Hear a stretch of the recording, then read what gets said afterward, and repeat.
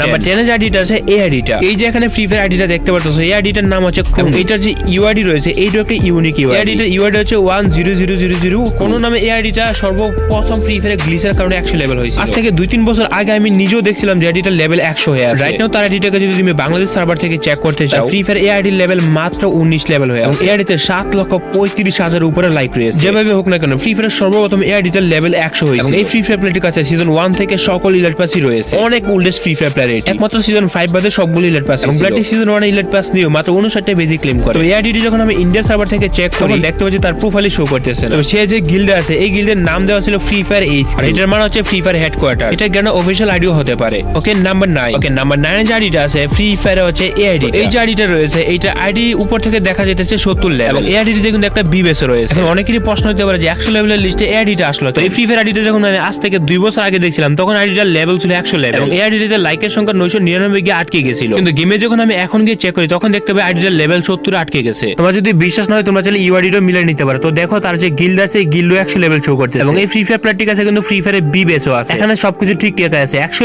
Level এখানে show করতেছে। Interesting ভাবে এই প্লেয়ারটির যে লেভেল সেটা দিন দিন কমে যাইতেছে। আগে ছিল 100 লেভেল আর এখন হয়ে গেছে গেমে 70 লেভেল। এই আইডিতে কিন্তু 3 লক্ষের উপরে লাইকও রয়েছে। আর এখানে এরপরে যদি তোমাদের বিশ্বাস না হয় দেখো এখানে তার কাছে 100 লেভেলে ইমোটিও আছে। 100 লেভেলে ইমোট থাকতো তার লেভেল 70 কিভাবে হবে? লেভেল